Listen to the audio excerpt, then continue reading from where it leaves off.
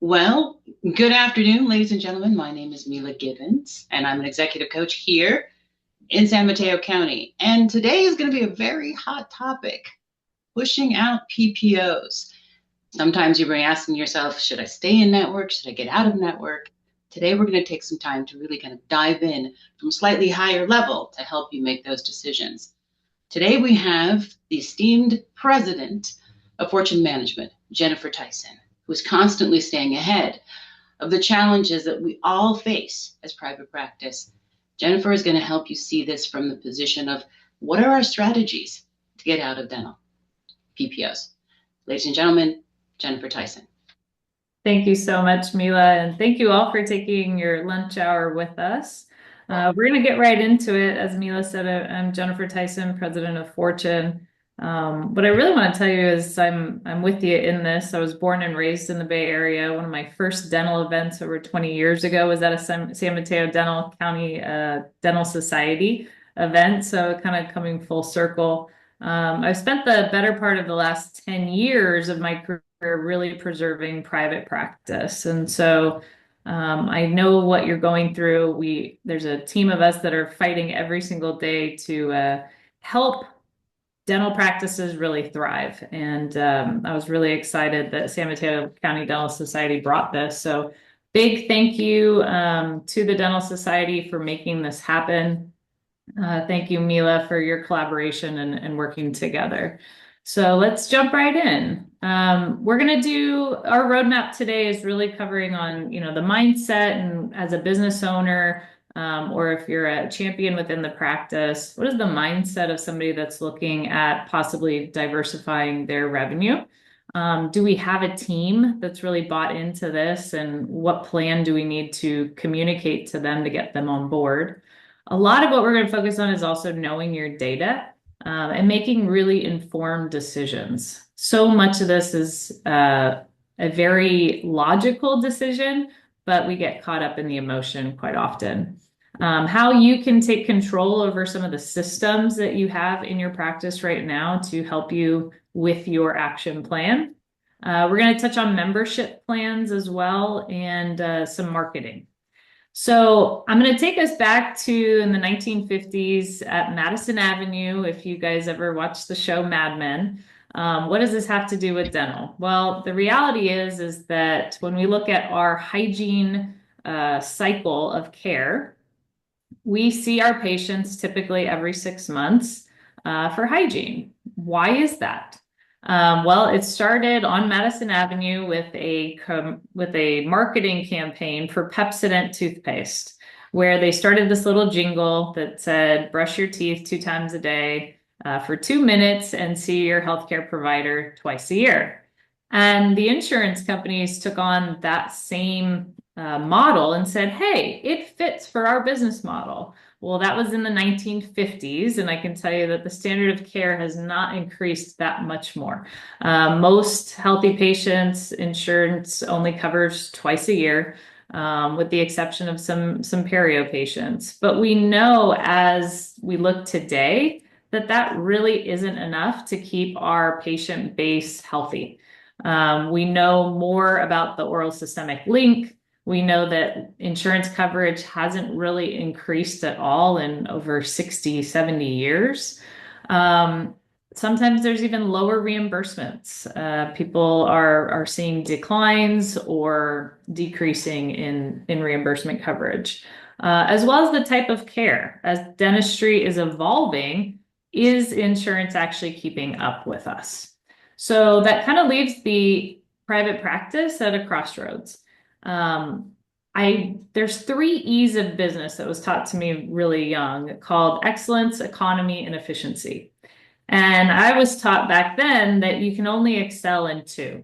So if you think of businesses like Walmart, or you think of Nordstrom, or you think of McDonald's, they all have a focus on 2, right? So Nordstrom absolutely is excellent service, isn't going to be the most economical, but certainly should be efficient.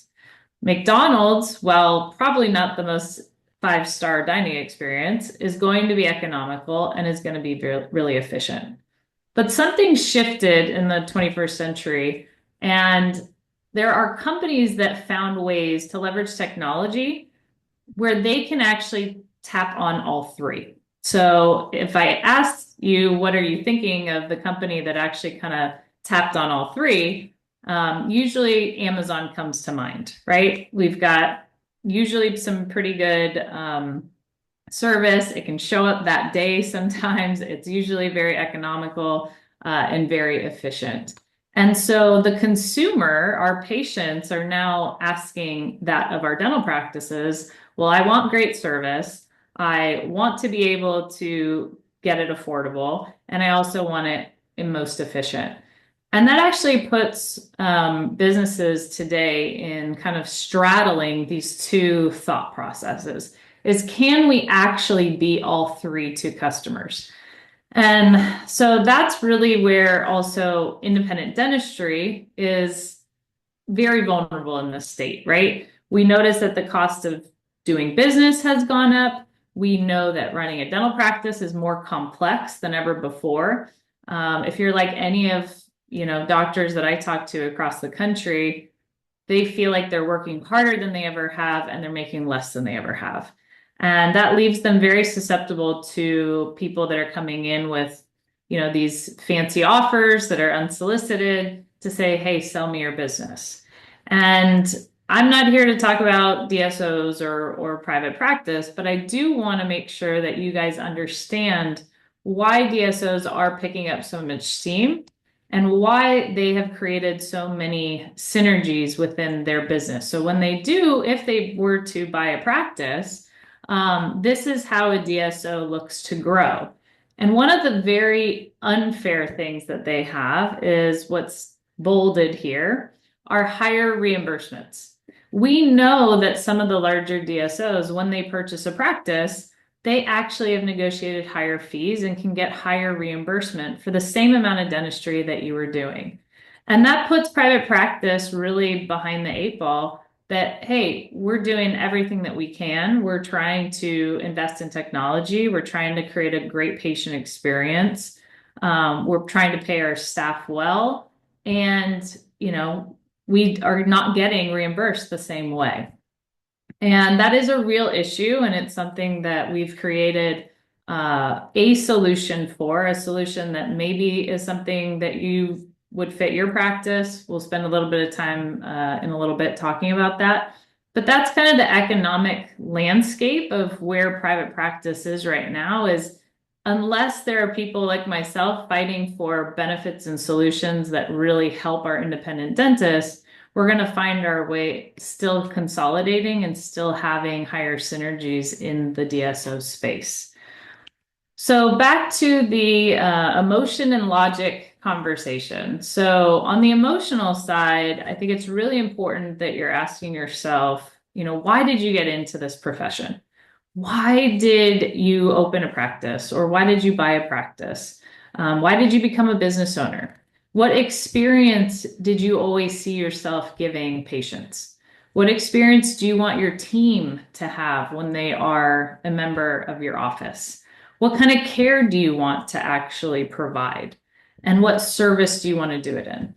These are some of the questions that we would ask you when you're thinking about either dropping a plan or changing fundamentally your business model. A lot of it comes down to the emotional and the contextual questions that I just asked. When we look at the logical side, it's looking at your risk, it's looking at the impact that it may have on your business. It's looking at just the hardcore reimbursements and what that actually calculates out to, and the decrease in potential patient volume, decrease in revenue, and looking at what that impact looks like. So when we dig into the mindset, I think it's really important that we know from a patient standpoint that the experience of being your patient will matter much more than your clinical expertise.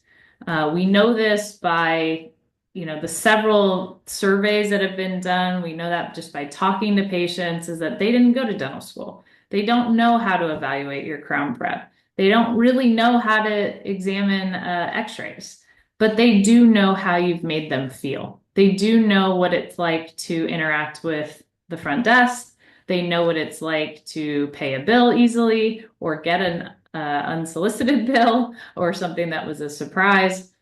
And so the experience, again, of how we're building our practice and how we're building our business is really, really important.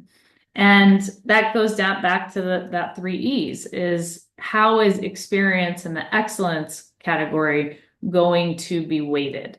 If we are super focused on becoming really efficient and really excellent, sometimes our economic prices have to be in line with that. Otherwise, we're straddling all three.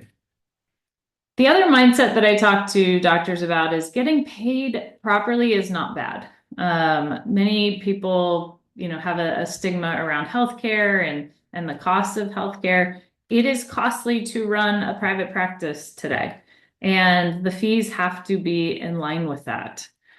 I also believe that dentistry is a phenomenal long-term investment that patients often are lacking education in. We live in a very instant gratification world. So patients expect something to be right away, and they look at the short-term value, but not necessarily the long-term value.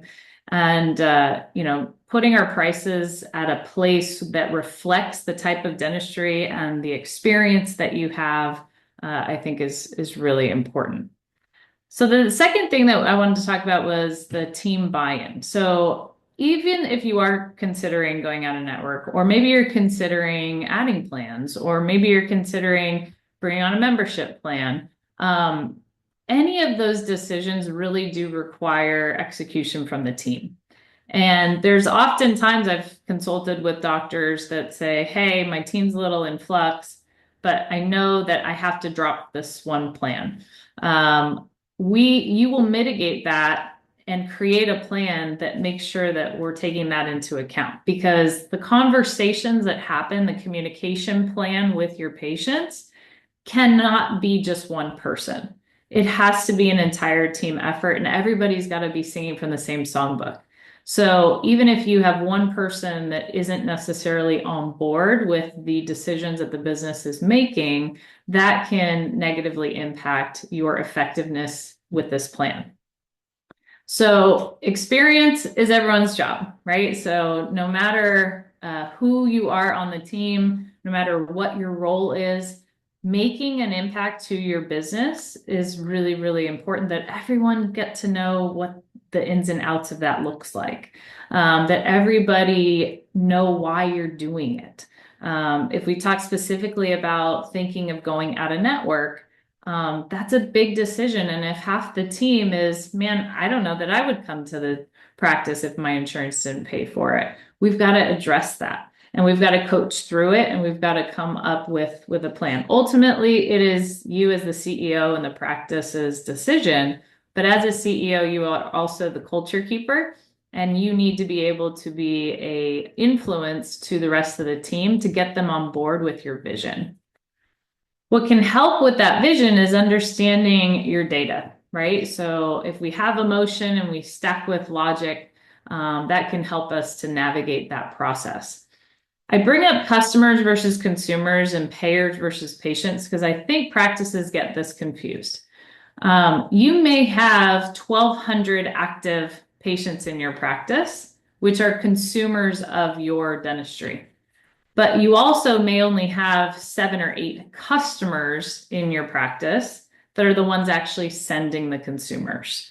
So if you are a heavy in-network PPO practice, the customers are actually your payers.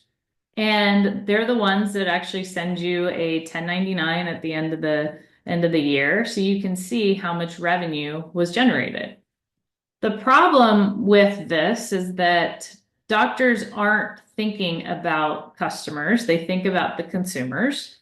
And when they make a decision to join a network or to drop a network, they're not necessarily thinking it in those terms. So if I am a practice and I join a certain network and 30% of my patient base or consumers are coming from that one customer, that creates some stickiness.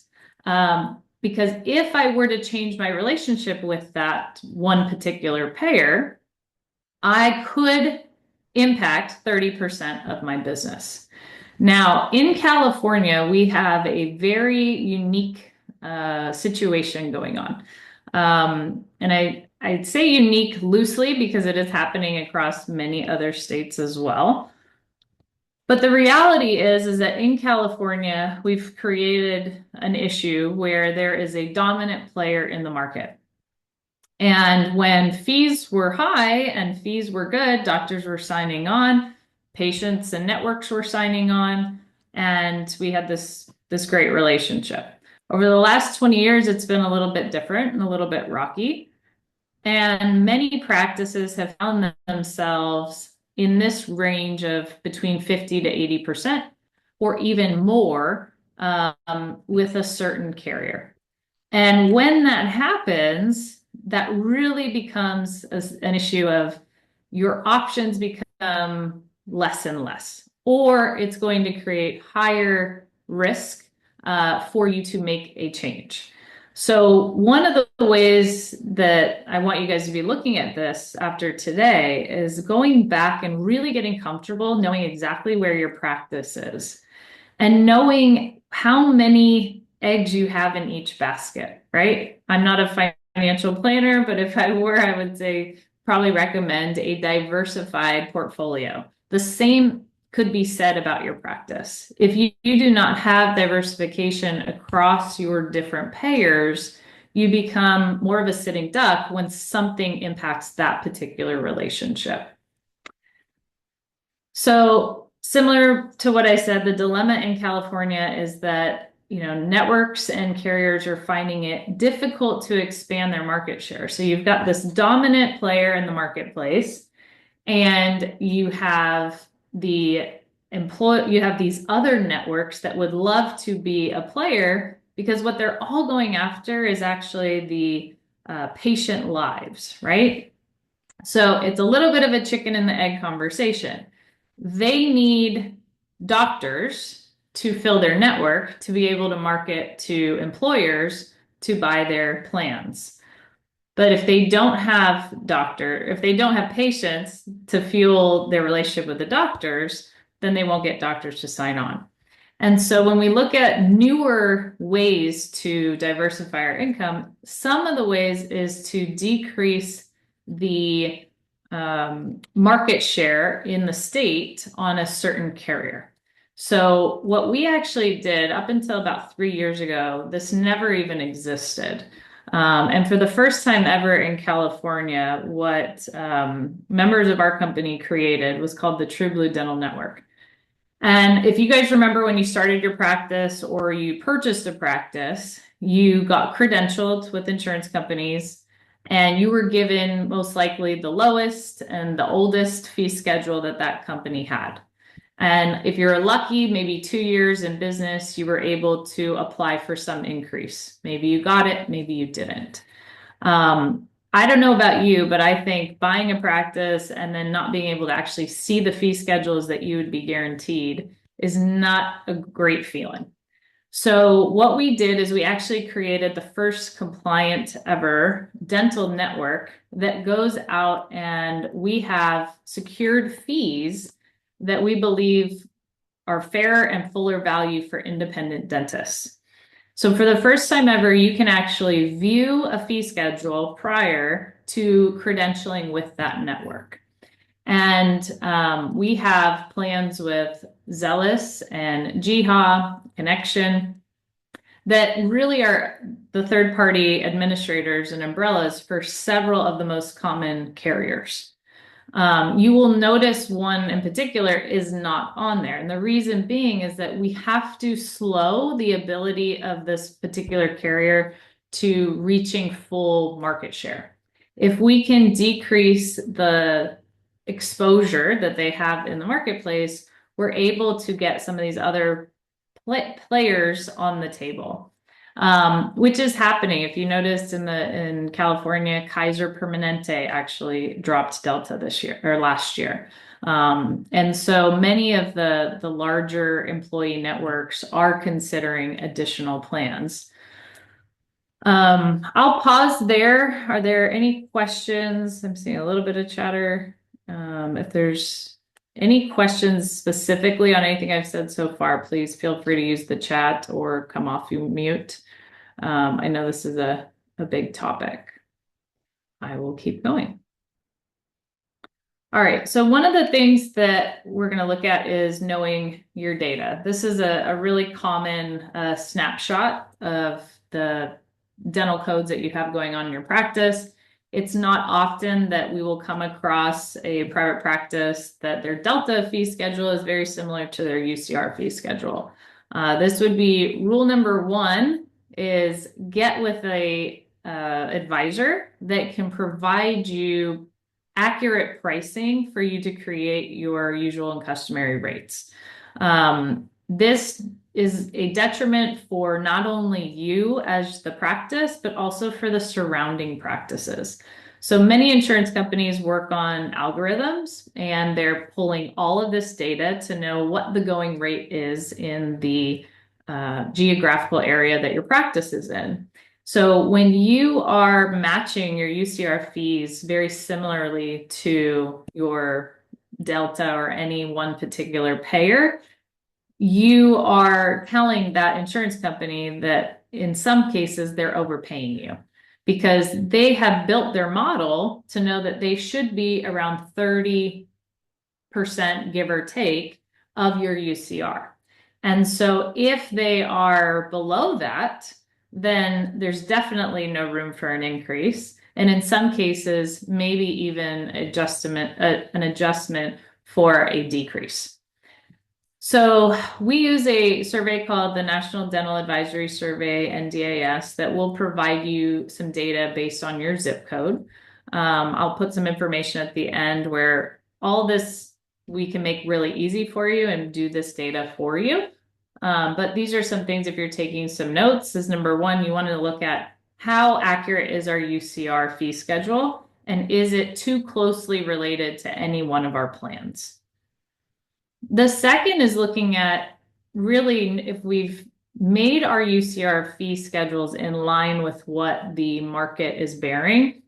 When's the last time we actually did a fee adjustment and looked at what the potential is for some of our non-payer patients, right? So maybe we have a portion of our consumers that are cash-based. What does that look like? So calculating what the upside is on gaining more cash patients.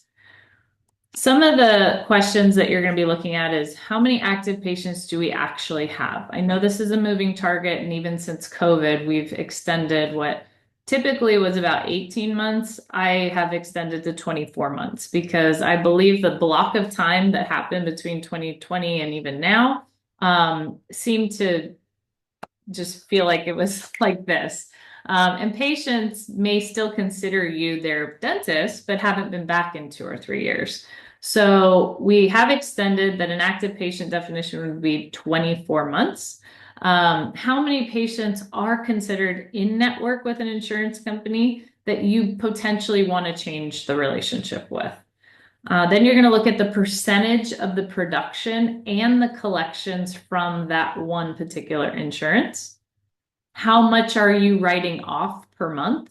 This is also very difficult when you're doing billing, and if your UCR fee schedule, if you're not billing out UCR fees and you're just billing out your Delta fee, you're not really getting a true estimate on what you are writing off.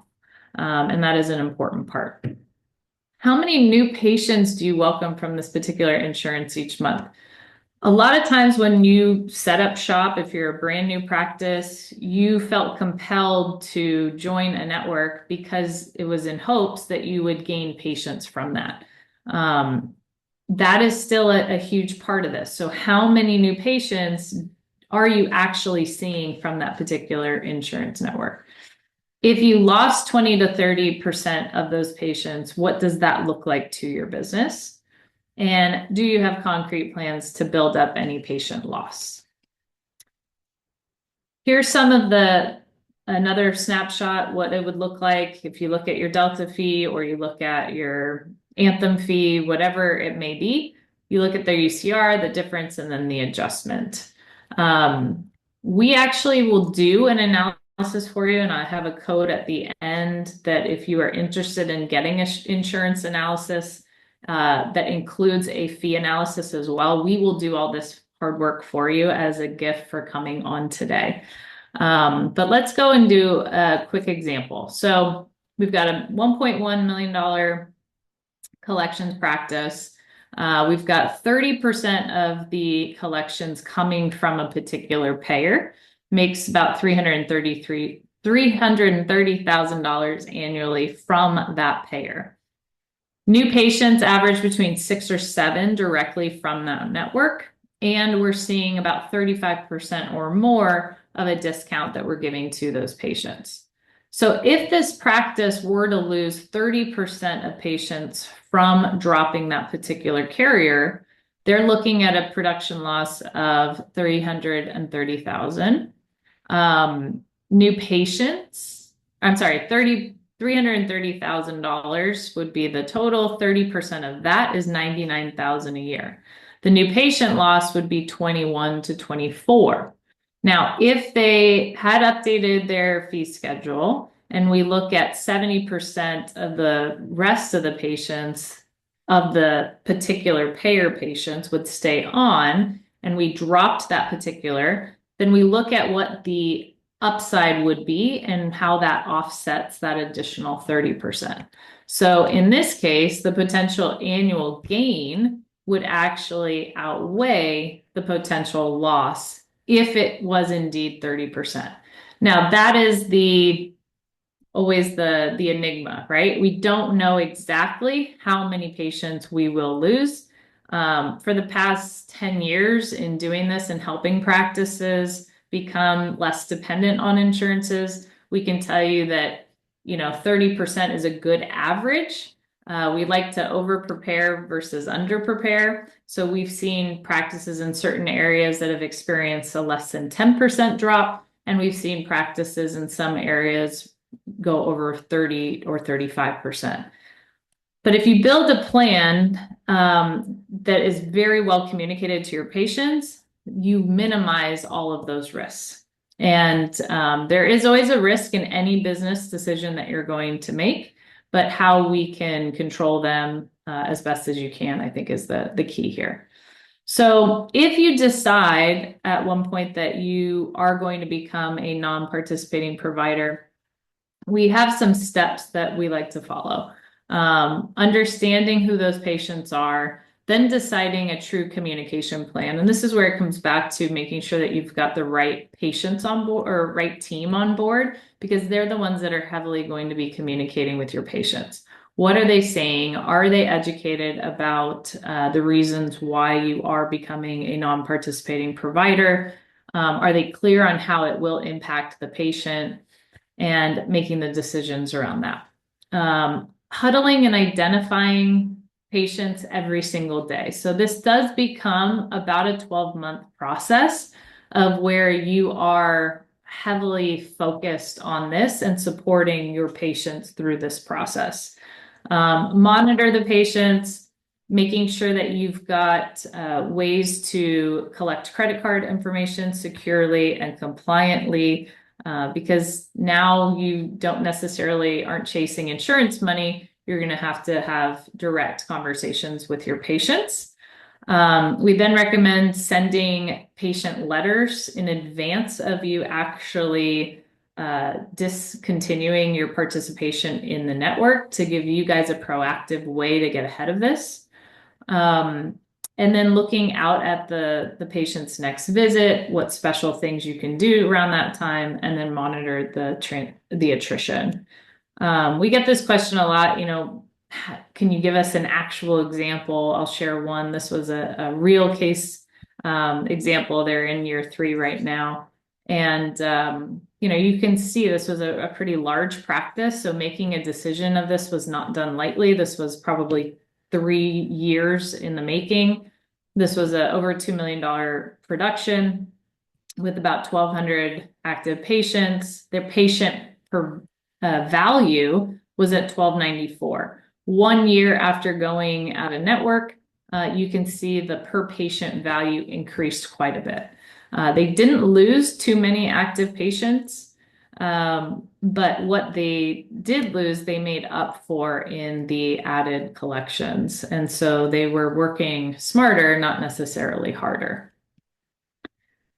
Some of the other systems that you need to be looking at when you're making this decision is really evaluating what your standard of care is. I touched on it at the beginning, where dentistry has really allowed the standard of care to be dictated by a marketing commercial.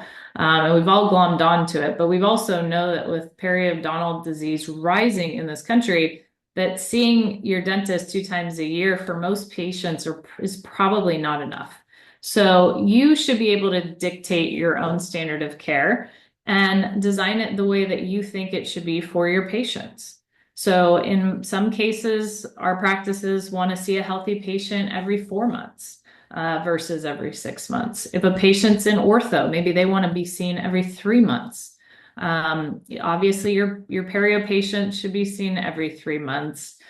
So that's back on you, making sure that your care is not dictated by the insurance company and that you take the power back in creating that standard of care.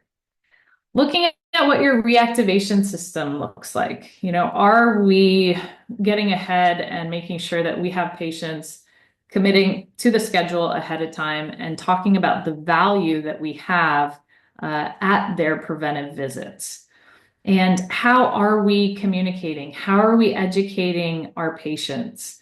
Are we actually putting real value and not just calling it a cleaning or a routine visit?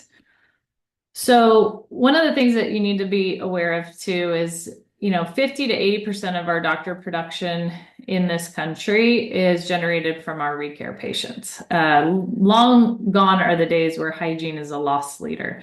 Only 35% of active patients in dental practices today actually stick to their recommended recare cycle. So when we ask you, what is your recare effectiveness rate? I'm not asking you how good you are at scheduling. I'm not asking you, does every patient leave with their next appointment? I would hope and I would bet that it's close to 99% that every patient leaves with their next appointment. The reality is, though, is something happens by the time they've left the office with their appointment, and whether they're coming back 3 months, 4 months, or 6 months, whatever that has been recommended to them by their healthcare provider, something happens where they extend their appointment, they cancel, they reschedule. And the reality is that we end up not having majority of our patients sticking to the recommended recare cycle. So if you want to calculate this in your practice, you would take your periodic exams over the last 6 months, and you're going to divide them by the active patient base. Go ahead and take 18 months, or if you want to extend that to 24. And that's going to give you a percentage. And that percentage is going to give you your hygiene your effectiveness rate. And really, that's how good are we keeping our patients on schedule and on the recommended recare cycle. If, for an example, you have 760 recare visits, periodic exams divided by your active patient base, you're looking at a 66% hygiene effectiveness rate. This is not bad. This is actually, considered better than we see in most cases. So how does that affect your actual practice? Well, let's assume that you see 200 patients or you commit to reactivating 200 patients, 1 per day. Your team, as much as they dread making those calls, they say, hey, we're going to commit to getting 1 person reactivated every day. So let's say you get 200 patients reactivated. On average, we're going to say the hygiene appointment production would be around $165 a visit. That's $33,000 multiplied by 2, assuming you're going to see them at least twice. That's $66,000 in hygiene production that we're missing. However, we also know that for every dollar generated in hygiene, there's $2 conservatively generated in restorative. And so what we're really missing is close to $200,000 in production, or what we would generate if the practice only reactivated 1 patient per day. Now we have some teams that get really behind this and say, hey, we're going to reactivate 2 patients per day. Well, if you were to do that, you'd be able to double these numbers. So looking even further at this, we look at the current recare effectiveness rate, we look at the total income for a 12-month period, and we look at, well, this is if it was at 66%. What if we were to increase that, and what truly are we missing? There's close to $500,000 in lost revenue just by not keeping better tabs on our patients, just by letting them dictate their own care, just by saying, oh, no problem, call us when you have time. And we lose track of these patients lose track of their appointments. And ultimately this happens over and over again in a practice that has 1,000 patients. It's happening hundreds and hundreds of times. And then that ends up pushing out lost revenue. So going a little bit further into the numbers, if I haven't lost you thus far, you could take that restorative care potential and with hygiene, and you multiply that for your lost restorative, because we said for every dollar generated in hygiene, we would have about $2 in restorative. So that's where we came up with that number. Membership plans. This is a precursor to any change that you are going to make in your business plan regarding changing payers. It is really important that we stop thinking that the entire world has insurance for dental, because the reality is less than 50% of patients in this country actually have access to dental care insurance. And yet we really focus our whole business models on insurance. A lot of us do. So in order to diversify our plans, we have to be able to attract a non-payer relationship with patients. So why should you have a membership program? Number one, it's really good for your patients. You get to design your own plan. So you don't need to have deductibles. You don't need to have annual maximums. You don't have to have exclusions for procedures. And it gives the patient the best savings on preventative and restorative procedures. Why is it good for the practice? Well, it's creating patients' stickiness and ultimately loyalty for their practice. Patients pre-schedule and prepay. It decreases your no-shows and cancellations. It's predictable, so you know what your overhead is. Imagine if you had your entire year and 30% of that year was already scheduled out with all of your hygiene patients. You know exactly how many hygiene days you need to have in your practice. So it creates great predictability. It also increases your cash flow. So knowing that you could start the month before even turning the lights on the first of every month, that you've got guaranteed income coming in.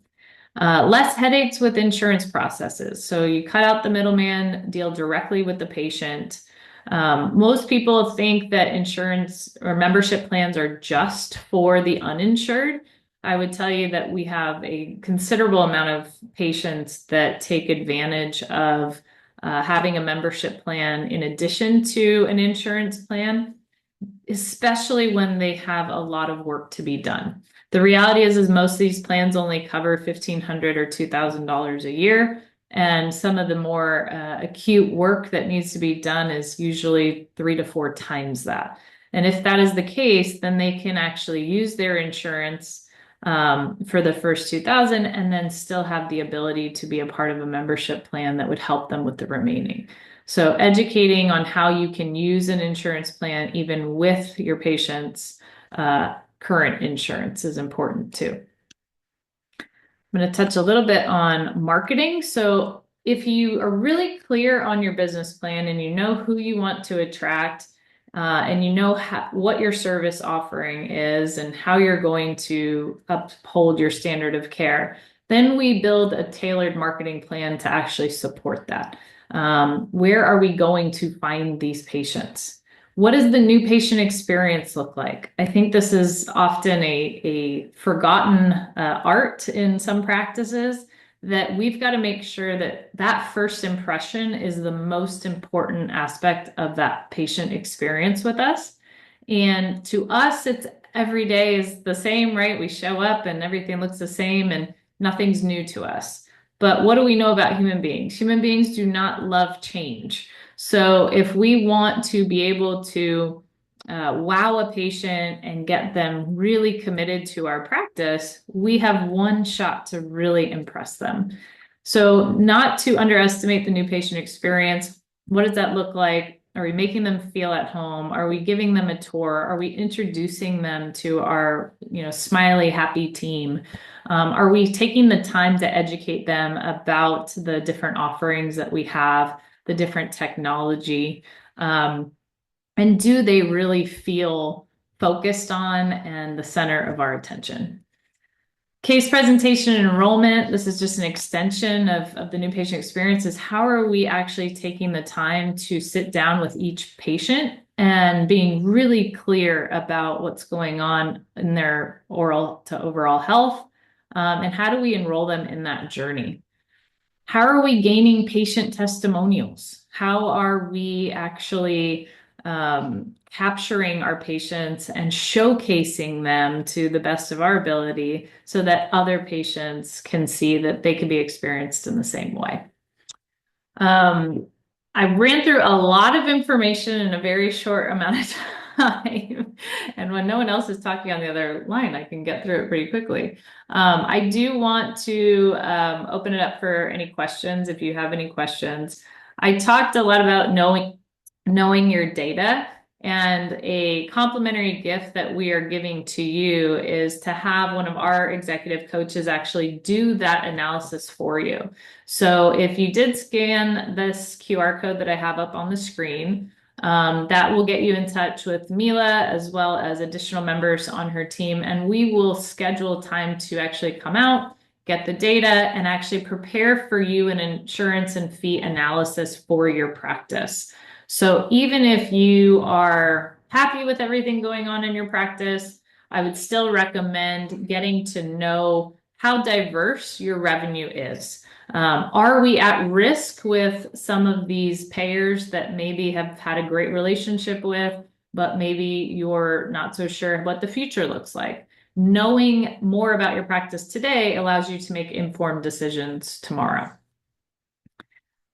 Some support and resources that I mentioned a membership plan program. TrueBlue Plan for Health has been around for almost 15 years, helping doctors to design their own membership plans. We've got a great process where a consultant will actually support you in creating that, making sure the plans, it's not a cookie cutter, one size fits all. Every practice is a little different. So we want to make sure that you are going through that in a very compliant way with the state of California as well. So if you're interested in that, reach out to Plan for Health. Natalie McCarty is our director there, and she would be working with you personally. If you have any questions about TrueBlue Dental Network, that is what I mentioned to you, where we've created a compliant way for independent dentists to get access to higher fee schedules. If you are interested in this process, you can go ahead and go to our website and fill out a form there. As part of the insurance analysis, they will look at this information and see if you are eligible for higher fee increases with some of these. We work strategically with you as well. If you've got associates that you're bringing on and you're not sure about the credentialing part, if you're looking at acquiring a practice or starting a practice, we can support you in the credentialing side of this. I'm going to Jennifer, pause. I'm not sure if you can hear me. My monitor went out. But I wanted to just kind of leave the floor open. This is your last 15 minutes, ladies and gentlemen. We did cover quite a bit. And thank you, Jennifer, for being so thorough. Does anyone have any questions you would like to share so we could support any questions you may have about considering changing your network participation?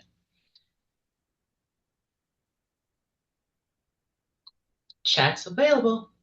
Okay. And I will shine this on the screen as well. By participating, you did receive one CE credit. So we thank you for that, and hope you take advantage of that. But yeah, I'll stick around for the next 5 to 10 minutes or however needed if anyone has some specific questions that they would like to suggest to the group.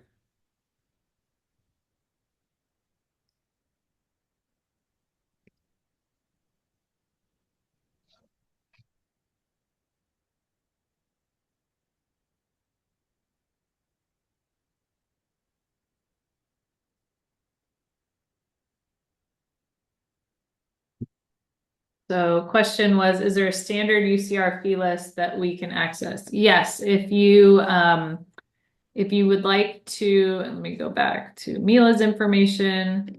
Mila can also give you a UCR fee schedule that is going to be specific to your zip code.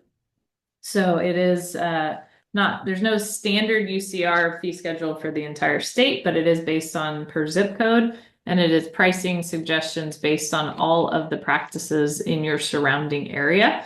So if you'd like to email Mila specifically for the NDAS survey, she can provide you one of those. Or that will be a part of the insurance analysis if you want to take place in that. Do you charge a fee in providing the analysis service? We do not. We do typically, but we are waiving that for if you were on this call, you would gain access to that as a complimentary thank you for being on today and for being a really great San Mateo County Dental Society member. Okay.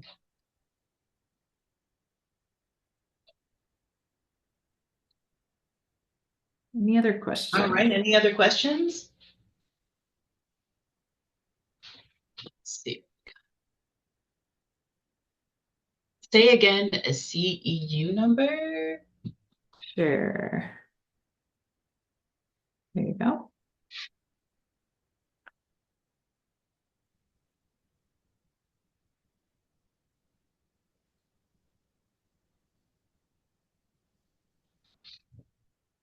Okay, ladies and gentlemen, what a fabulous lunch hour. You guys were great. Thank you, Jen, for everything today. Absolutely. Thank you, Mila. Thank you for the invitation, and San Mateo County Dental Society. Thank you again. And if there's anything we can do, we look forward to supporting you in this journey of diversifying your revenue.